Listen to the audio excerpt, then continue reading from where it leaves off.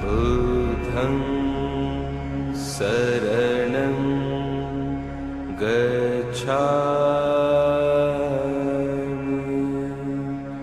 dhammam saranam gacchami sangham saranam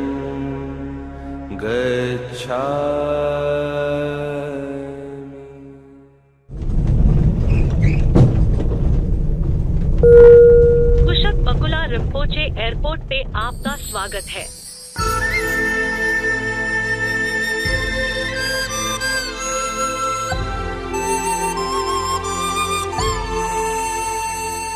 This is the Spitak Monastery in the Himalayan mountains of Ladakh in India.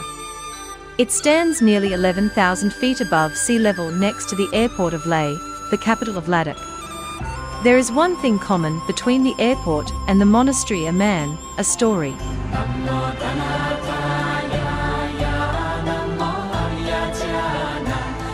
Rinpoche का जिंदगी भर अपने के लिए तो पूरा त्याग दिया है, बिल्कुल लोगों की सेवा में लग गए। He was very futuristic and visionary. आज लद्दाख के जो बौद्ध धर्म के अनुयायियों में आप देख सकते हैं, उसमें साक्या है, गेलुक है, कग्युट है, न्गिमा है, चारों संप्रदाय आपको यहाँ पर मिलने को मिलेगा। तो ये अपने आप में एक खूबसूरती है। ये मैं समझता हूँ रिम्पोचे जी का बहुत बड़ा योगदान है। This story is spread across 50 years and 2 countries.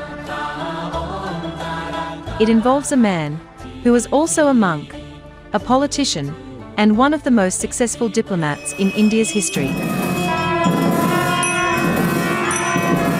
Many old Mongolian people with Bakula Rinpoche now. Bakula Rinpoche has got his own legacy, and most respectable person for Mongolians. He built many monasteries and temples across the country. We deeply respect his teachings. When Bakula Rinpoche left his body, I handled his cremation and created a silver stupa for him.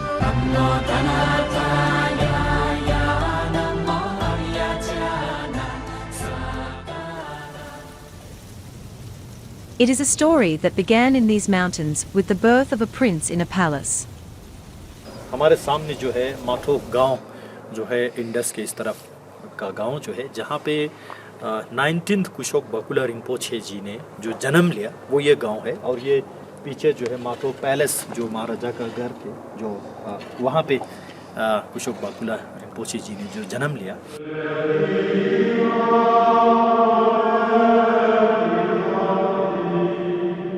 Ladakh के कोई भी बाशिंदा जिस समुदाय से ताल्लुक़ रखते हो, जिस धर्म से रखते हो, जिस समाज से रखते हो, सभी लोग जो है रिम्पोचे बकुला जी के नाम से वो जुट जाते हैं और रिम्पोचे बकुला जी के नाम लेने में भी गर्व महसूस करते हैं।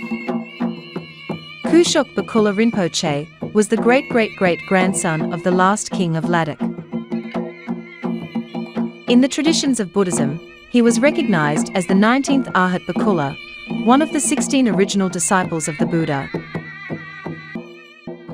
Sent to study at the great Buddhist schools of Tibet, where he was a star pupil. He would have studied and taken some responsibilities, and if he had done that, then he would go in the hierarchy of becoming the Ganden Thipa, which is the supreme head of the Gelugpa tradition of Buddhism, which is a very high position. Not many people in India, outside Ladakh, know Rinpoche as well as they should be, because he was just not simply the leader of Ladakh, but he was also a person of national importance, and his contribution to the nation, in fact to the world, is not highlighted properly.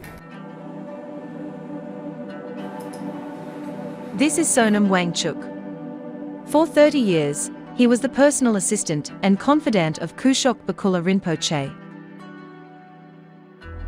Today he is the caretaker of the legacy of Kushok Bakula and the most important narrator of the Kushok Bakula story.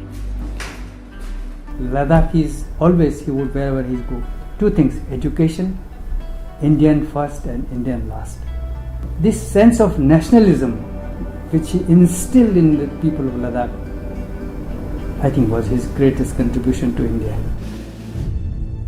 This patriotism was first tested in 1947. That year, soon after the independence of British India and the division of the country into the independent states of India and Pakistan, Pakistan launched an attack on the Indian region of Jammu Kashmir and Ladakh. The war that followed changed the story of Kushok Bakula. He's a monk, but he literally gave a call to the youth of Ladakh to come and fight back these people, and he organized resistance. उस समय हम लोग लद्दाख छोड़ के भागने के लिए तैयारी कर रहे थे। हम लोग भी सब घर से निकल चुके थे।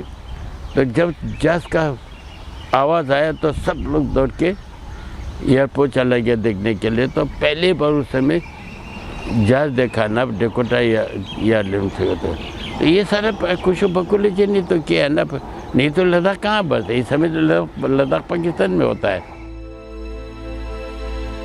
The resistance units that were first put together by Kushok Bakula were the precursor of the famed Ladakh Scouts, now an integral part of the Indian Army's Himalayan defence arrangement. The Ladakh airport in Leh was built by the Indian military, using land donated by Kushok Bakula from his Pitib monastery. Army said, this is the place we need to build our airport. Rinpoche said, take it. He gave it away. There was, people like resistance in his monastery. Rinpoche, what are you doing, giving away our land to this? And he said, no, nothing doing. It must be given. And so he gave away. After the war, Kushok Bakula emerged as the voice of Ladakh. Not merely a monk, but a leader of all Ladakh. Karan Singh and his family were the former princely rulers of Jammu Kashmir and Ladakh. He says, the war was a definitive moment, which created the need for leadership in Ladakh, and Kushok Bakula emerged to represent the dreams and aspirations of what was at that time one of the remotest parts of India. Kushok Sahab was the main leader at that time. He was the one who received us, and he was the one who made all the speeches. So he had already at that time emerged as the predominant leader in Ladakh.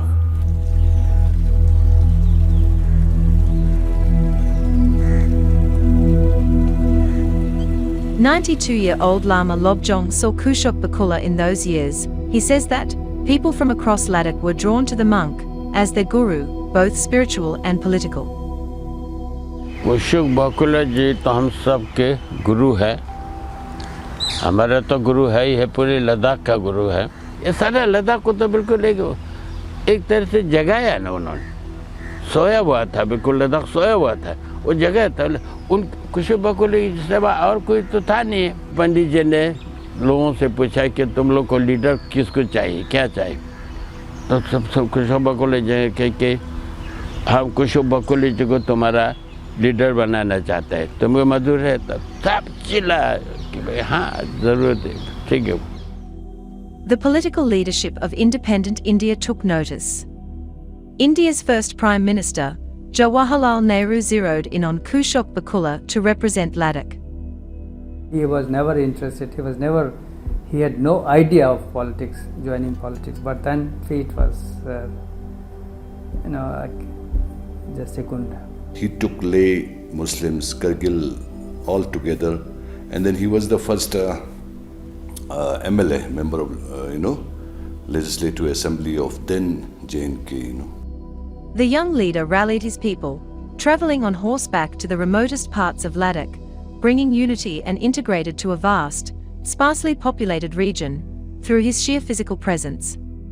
उसी समय में हमारा लद्दाख में इतना लोगों को तकलीफ थे, ना रोड थे, ना लोगों को खान पान का इतना गरीब थे, लोगों को पहनने के कपड़ा तक नहीं थे। रिम्पोचे दिन रात घोड़े पर चला थे, याक पर चला थे, लोगों को उस सिस्टम पे तो कागज में नहीं थे ना, वो लकड़ी का तख्ता दे के वो पेंसिल वगैरह दे के बच्चों को सिखाए थे। तो रिम्पोचे की कृपा से अभी तो लद्दाख में आप जानते हैं 100% एजुकेटेड पूरा रिम्पोचे की कृपा से हुआ था।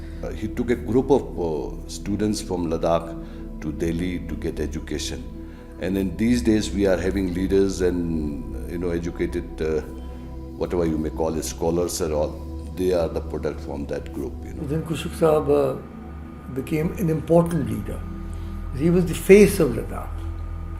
He was the one people realized that here was somebody who represented an important part of our country. As a member of the Legislative Assembly of the state of Jammu and Kashmir, which had autonomous status in independent India, Kushok Bakula was the first to understand that Ladak's identity as a Buddhist majority province was critical for the security of India. In a note in 1952 to the Government of India, Bakula wrote, "Let India grasp this fact clearly. The existence of the Buddhist community in Ladakh is the only factor which guarantees to it the possession of this important frontier.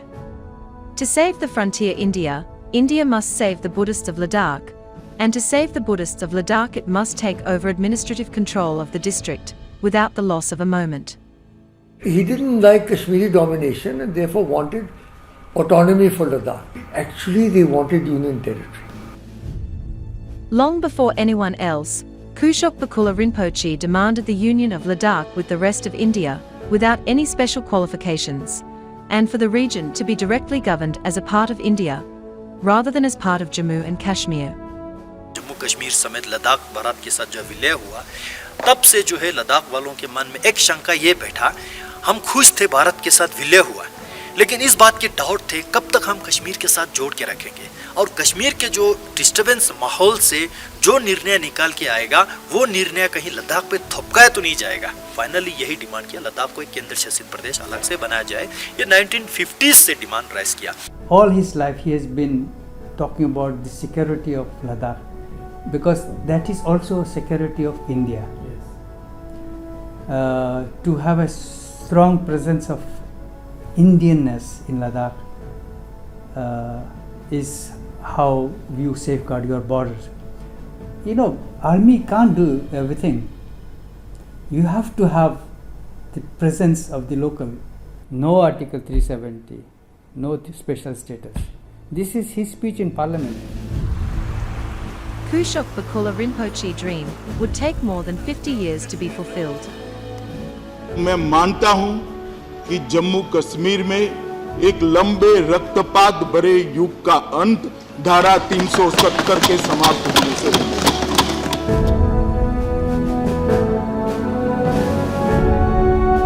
अब article 370 और 35A बीते हुए इतिहास की बात हो जाने के बाद उसके नकारात्मक प्रभावों से भी जम्मू कश्मीर और लद्दाख जल्द बाहर निकलेगा, इसका मुझे पूरा विश्वास है। शांति प्रिय लोग यहाँ रहते हैं, कम्युनल हार्मोनी के लोग यहाँ रहते हैं, कोएग्जिस्टेंस सोसाइटी रहते हैं, और ये यूनिक जो है आपको दुनिया के बहुत कम जगहों पे देखने को मिलेगा। उसमें जो है टॉप लीडिंग पे लद्दाख का सोसाइटी है। To develop Ladakh in more quicker and more faster, most probably, and then we are a very hostile place. 2 borders are there. Ultimately, we got it. It was his vision, but though we need some kind of legislation also. In 1952, when the government of Jammu Kashmir and Ladakh presented its first budget, Kushok Bakula was horrified to discover that the budget had nothing to offer for Ladakh. In a speech that has become history, Kushok Bakula spoke in fluent Ladakhi to explain why he was so disappointed with the terribly discriminatory budget. There was no mention of Ladakh in the whole budget. He was shocked and kind of lost, because he had so much expectations after all the meeting and assurances that was given to him. So he told the speaker, who was Mr. Sadiq, I want to speak on the budget discussion, without saying he's happy or not. And he said, yeah, why not you speak? And they fixed the date and the time.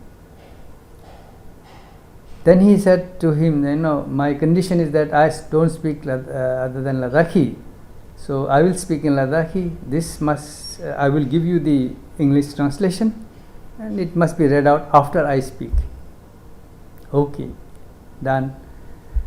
When he was speaking, he was a, not leaders aggressive. He was very calmly and speak his mind, clear words, and not show his emotions like that.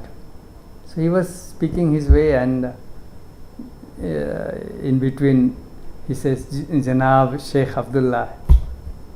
Janab Sheikh, that is how he used to be addressed. Sometimes he says, Shere Kashmir Sheikh Abdullah.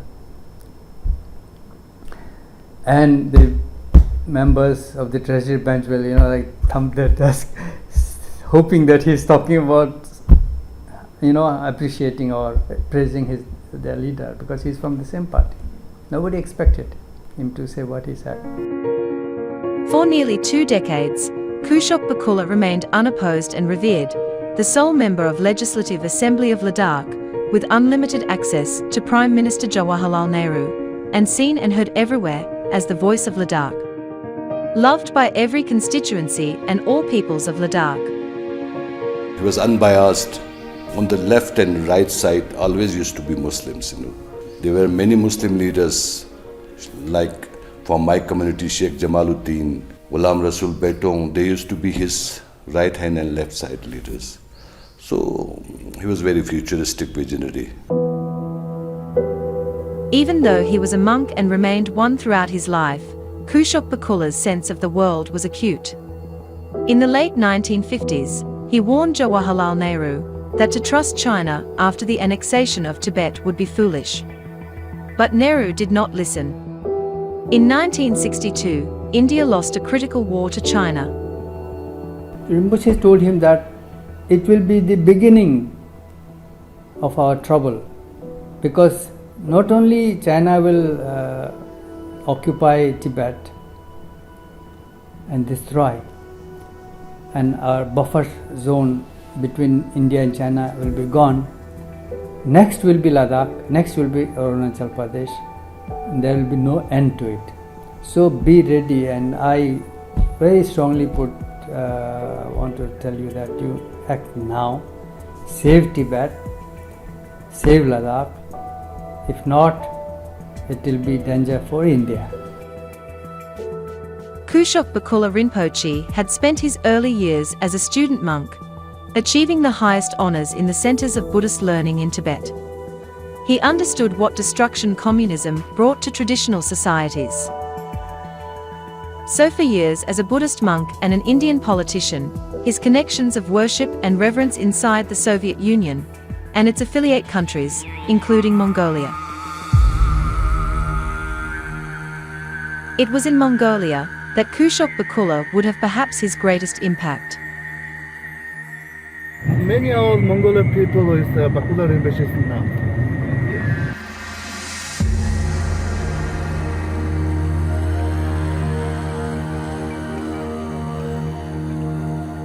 Buddhism came from India by Tibet, so we think that India is very close to Mongolia. Geographically, of course, it is very distant, but spiritually and culture-wise, it is very close.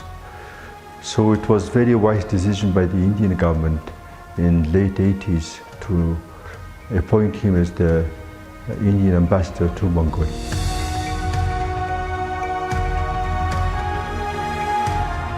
For 10 years between 1990 and 2000, Kushok Bakula Rinpoche was India's ambassador in Mongolia. It was a diplomatic stint like no other. Kushok Bakula Rinpoche was an iconic Buddhist teacher who, through his sheer spiritual knowledge, through the manner of his preaching, was able to win hearts of the Mongolian people. When I think about Kushok Bakula Rinpoche, he reminds me, or I start thinking that maybe Mahatma Gandhi was like him. Because I read a lot about Mahatma Gandhi. I heard sort of visionary image of Mahatma Gandhi. And when I was meeting with Kushok Bakula Rinpoche, I was always thinking that maybe Mahatma Gandhi was like him. He was a good model of a real Buddhist monk, of good ambassador, of good envoy of whole of India, of Indian people to Mongolia. So all these things combined helped us to love him, respect him, and with this love and respect, he was able to conquer the hearts of the Mongolians. And that helped a lot in the revival of Buddhism. Long before Kushok Bakula arrived in Mongolia, a legend had echoed across the vast landlocked nation. In Mongolia, there was this prophecy that would say that, when Buddhism was at its peak at that time, during the 8th Bogd time, the prophecy was that eventually, or in the coming time period, Buddhism will be totally annihilated by the red forces and Arhat Bakula will come and revive. So that was the very strange prophecy made. And they started worshipping Arhat Bakula from that time. He was not just an ordinary ambassador. He was Kushok Bakula, the reincarnate of a very famous person in the Buddhist history, Bakula, the disciple of Buddha himself. Within weeks of Kushok Bakula landing in Ulaanbaatar in 1990, the Iron Curtain started to fall. The Soviet Union started to collapse as Mikhail Gorbachev introduced glasnost and perestroika. Within 2 years, the Soviet forces withdrew from Mongolia after 70 long years. And the Buddhist chants rose across the nation.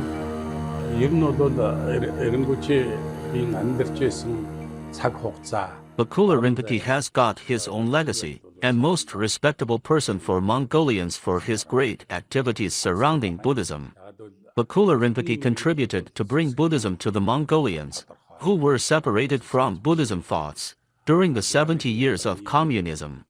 He was the Indian ambassador to Mongolia from 1990 to 2000. He contributed to the capacity building for Mongolian youth to learn Buddhism. There are now from 500 to 1600 children in the Buddhist schools in Mongolia. In the 1990s, it was difficult to go to the countryside in Mongolia. Today's communication and transport infrastructure was not present at that time. So our teacher Kushok Bakula worked for years, not only as a diplomat, but also for the development of Buddhism in Mongolia. He supported spirituality among the people, and gave us psychological and cultural confidence. We are grateful to him for working towards the development of Mongolian society. During the long communist rule, Buddhist practices had been attacked and devastated in Mongolia. Hundreds of monasteries had been broken down, thousands of monks butchered, and their mass graves discovered with bullet-ridden skulls. After the communist regime was dislodged, to suit the soul of a nation, a monk Kushok Bakula took center stage. At that time, celebrating the Buddha Day was forgotten in this country. And Bakula Rinpoche told us, this is very important day. When at the same day Buddha was born, Buddha reached Nirvana and he passed away. These three very important events in Buddhist culture. So I remember when he was advising us to hold the first ever celebration of Buddha Day after so many years of the day being forgotten and completely forgotten. It was done on the stadium in this children's park, and it was hugely attended by thousands of people. And now the Mongolian Parliament has passed a special resolution saying that Buddha Day is a very important day in the life of Mongolians, and this is day off for all Mongols. At that time, the Mongolia was just developing. He helped in establishing the Rajiv Gandhi School of Production and Art in Ulaanbaatar. His suggestions were implemented in Mongolia very precisely. It is extremely rare for a diplomat to be posted to one country for 10 long years. The average stint is around 3 years. But even though different political parties took charge of governance in India for 10 long years, every party in power chose to keep Kushok Bakula as ambassador in Mongolia. It was Kushok Bakula who first brought the relics of the Buddha from India to Mongolia in 1993, which was the most important spiritual event in the country's history after the fall of communist rule. Kushok Bakula was no ordinary diplomat. He was a Buddhist master like no other Mongolia has ever seen, but Kushok Bakula was no ordinary diplomat. He was Elchin Bagsh, as the Mongolians called him, the ambassador teacher. It stayed here in 1 month. It made a lot of people believe that this is possible, to be Buddha, to reach this liberation. And I remember one person, a lady came up to my room in my office and said to me that my father, who was ill for many years and he couldn't stand up and he was lying in his bed for many years, he heard that Buddha is coming, and so he decided to come here. Now he is better, now he can stand up from his bed. So Buddha relics also helped in this way people, ordinary people who were ill. So I can say that this kind of miracles also happened. So Bakula Rinpoche was also a part of this miracle. Some contributions could be measured in terms of numbers. It's like an intangible support that he has brought in India-Mongolia relation. And that foundation has now flourished into a much stronger and thriving bilateral economic relationship. So important is the legacy of Kushok Bakula in Mongolia, and to the Indian Embassy in Mongolia, that Ambassador Singh has kept the room used by Kushok Bakula at the embassy untouched. I now have the privilege to bring you to the very room which was used by Kushok Bakula Rinpoche while he was here as ambassador teacher. And I have not used it as an office, as a mark of respect to him, but tried to keep it as a prayer room. So this prayer room is a unique prayer room. Of course, it has our own scriptures of Guru Granth Sahib Ji. In addition, I have the Thankas and Dhammapada and Quran and Bible. Everything is in this room.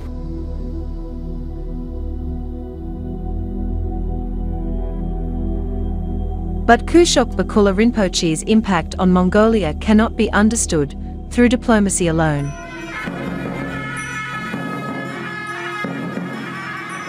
First and foremost, he was a revered Buddhist monk, a spiritual guide who never spoke the Mongolian language, but could understand the deepest yearnings of the Mongolian people.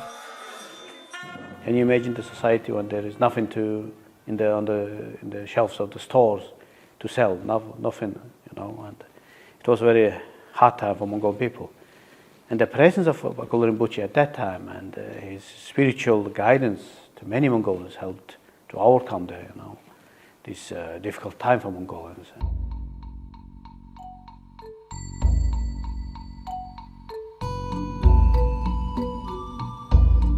This is the Gandan Monastery. It is more than 130 years old. It is one of the few Buddhist monasteries that survived communist rule. Today it is at the heart of the spiritual and cultural life of Buddhist Mongolia. The head of the monastery these days is this man, the Nomen Kambo Lama Khan, a man who knew Kushok Bakula very well. When I was young, I participated at the Asian Buddhist Conference on Peace, and there I met Kushok Bakula Ji. After that, in 90s, he was appointed to Mongolia as an ambassador, and at the same time the communist government collapsed in Mongolia and changed to democracy. I thought he was appointed to Mongolia at the correct time. The Mongolian social, psychological conditions were very bad at that time. During that period, Bakula Rinpoche contributed a lot to peace, and we went together to the countryside of Mongolia for the relief of the people. So intense was the cause of reviving Buddhism in Mongolia for Kushok Bakula Rinpoche, that this monk-turned Indian ambassador used all his earnings in Mongolia to give back to the country, something that it deeply yearned for. A new Buddhist monastery. A branch of his beloved Thub monastery was built in the center of Ulaanbaatar. People would ask and seek his guidance about how to set up a monastery, how to enroll monks and ordain them. So he would explain, but that explanation was not sufficient. And so he decided, maybe one way is to set up a monastery in Ulaanbaatar where people can come and see and then experience. So he took it up with the government of Mongolia, and they happily said, please go ahead and choose any land you want and we give it to you. So he chose this particular spot. Thub, which means exemplary or a model. This is a name which coincided. It is not that Rinpoche wanted this to be a model as such, but this is also the name of his 800 years old monastery in Ladakh called Thub. So he just took that name because he wanted the two monasteries to connect with each other, which means in a way connect Mongolia, Buddhism with India and Ladakh. And it was therefore completed in 1999, and he, in a very big ceremony, which was also attended by the then Vice President of India, Mr. Krishan Kant, the doors of the temples were open. And not only that, the building is there, he also had almost 8 years before the construction had started, set up a school where the monks were being prepared. So the monks were ready to come and join. So we have hostel for monks, some 50 monks can stay here. So it was a kind of a rededication of his faith in Buddha Dharma, and to propagate Buddha Dharma in a country which had suffered so much and which was once a very exemplary place for Buddhist learning. So many scholars and high-ranking monks had come from Mongolia. So it was in an effort to reconstruct Buddhism in Mongolia. He did this and he completed it and gave it to the people here.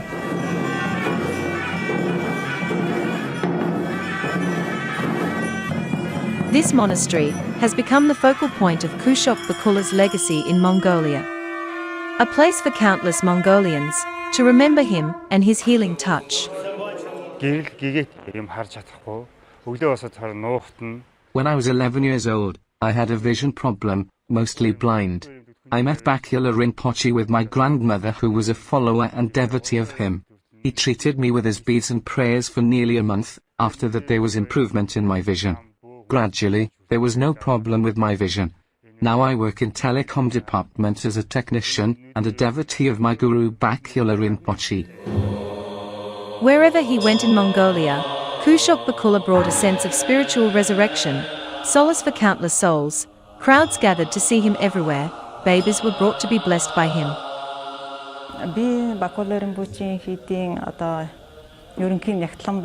Bakula Rinpoche always supported Mongolian philosophy and spiritual beliefs of the people.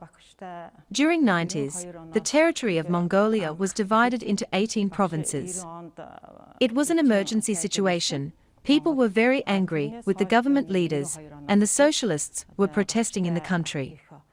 At that time, Rinpoche used to meet those protesters and always preached peace and non-violence. It was a very important point and lead to democracy in Mongolia. I became a nun at this monastery and practicing astrology for the last 10 years. Bakula Rinpoche was the first Buddhist teacher to Mongolian people. He taught Buddhist practices and rituals to young Mongolian monks. He built many monasteries and temples across the country. We deeply respect his teachings.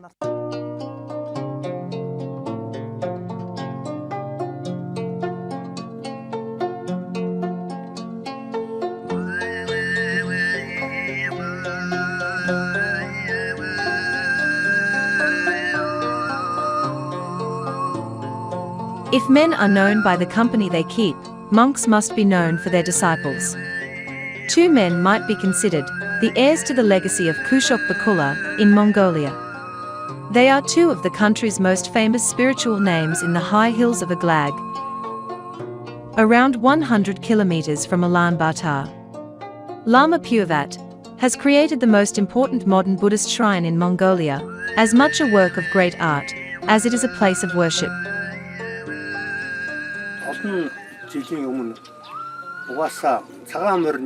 In our ancient book of wisdom it was written many years ago that someone from the south would come for the revival of Mongolian Buddhism. In the 1990s, Bakula Rinpoche came to Mongolia, and we held him in high regard. He played a key role in the revitalization of traditional Mongolian Buddhism, and his activities and accomplishments demonstrated his commitment to its thriving. We are grateful for his work.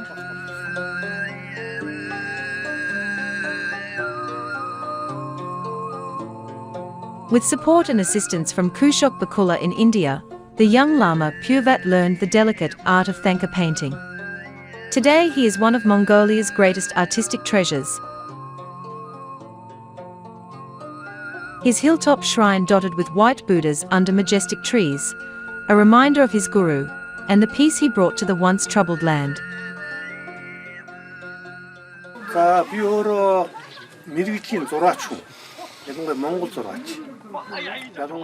I am a professional artist and had a close relationship with Bakula Rinpoche, who sent me to India for further studies. This opportunity paved the way for my future career. Rinpoche established the Tondup monastery, and upon his passing, I had the honor of handling his cremation and creating a silver stupa in his memory.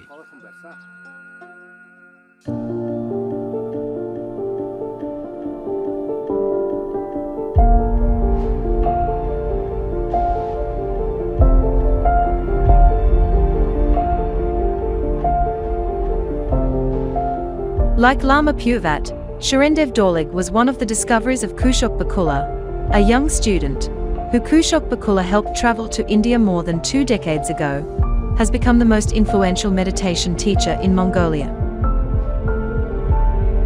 When we first time in embassy, meeting with him, sitting in the embassy chair, and then Sonu Wanchuk was translating, and then there was one lady Mongolian who came with me from foreign minister translating from Sanam. And then they were talking, but Bakula Rinpoche and me I felt like we are two of us together in somewhere else, and there is something connection with me, and then it changed whole my thinking, and then I thought, yes, I am on the right path. This is the person who must send me to India to study the quest which I want to find the meaning of this life. And then after 3 months, the answer came from ICCR, so that I could go and study in India. I was a first student from Mongolia to join Indian universities, and then one monk from Gandhan we were sent. And Bakula Rinpoche said, "You are the lucky one." And then studying in the Banaras University, I heard this story about Naidam Bakula, but I want to prove that somewhere in the Gangyur there must be proof about Bakula 1916, about 16 Arhats story. But then I found one sutra which is called Naidin Juduk, where it describes the role of Bakula Rinpoche, what Buddha have given him some mission so that he could help the Dhamma, wherever there is Dhamma rises, he must go and help them to establish their Dhamma. So then I was so happy that I met the right person, the Dhamma person who Buddha sent to Mongolia. Even today, the words, the deeds, the love of Kushok Bakula lives on in Mongolia.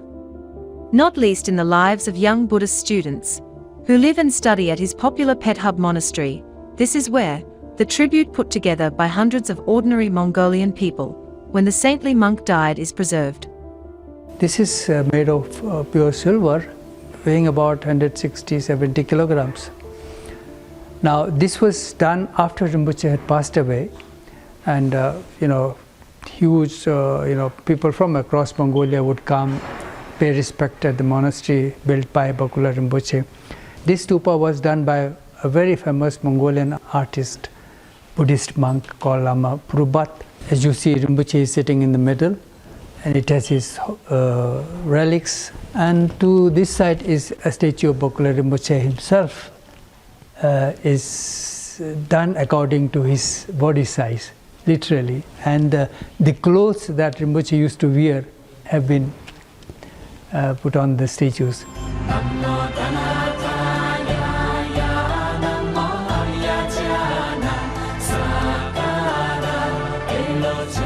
Today, 2 decades after Kushok Bakula's death, the Indian government is sending statues of Bakula to Ladakh, Mongolia, and across other parts of Central Asia. I was told about the history, what he had done. He was an ambassador, and what he did in Mongolia and Ladakh. We were very happy that we were going to make a sculpture of him. And that too now, we are sending about 8 sitting statues and 2 standing statues to different countries.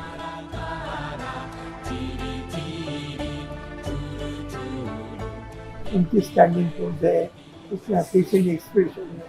Facial expression मतलब कोई भी चेहरा, बहुत सारे muscles होते हैं, फिर muscles पहले सारे के होने से एक्सप्रेशन आँख का हलचल है, जाल है, लिप्स है, यहाँ के मसल्स है, इसके डिपेंड करता है कि ये क्या सोच रहे हैं, दुखी है, हंसता हुआ है और पीसफुल माइंड है, ये सब पता चलता है। Back in Ladakh, where the first of these statues are to come up, the legacy of Kushok Bakula is being passed on to a new generation. Nazia Iqbal is a young Ladakh journalist. She says Kushok Bakula's spirit lives in these mountains, among each and every one of its rugged, loving people. Growing up here in Ladakh, we always knew what an all-encompassing presence that the Kushok Bakula Rinpoche had on Ladakh. And when he was at his political prime, we were still very young. We really did not understand the enigma that he was at that point. But slowly, now that I know a little bit, now that I've read a little bit about him, I truly feel that not just that he was the biggest leader that Ladakh has seen, but he was one of the greatest leaders that India or the world has seen, really. We had his pictures everywhere. It was, whether it was household, it was hotels, it was the offices, everywhere we saw him. And so that picture is really etched in all our minds. And I think one thing that you will get from everyone you speak to is that how he took all the communities together. As a leader, he was truly a people's leader.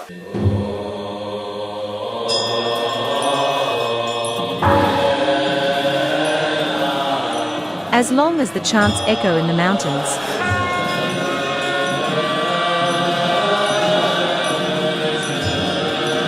as long as the Buddha is worshipped, as long as butter lamps are lit, in the monasteries, in Ladakh, in Mongolia, across India and Central Asia, the love and legacy of Kushok Bakula shall live on.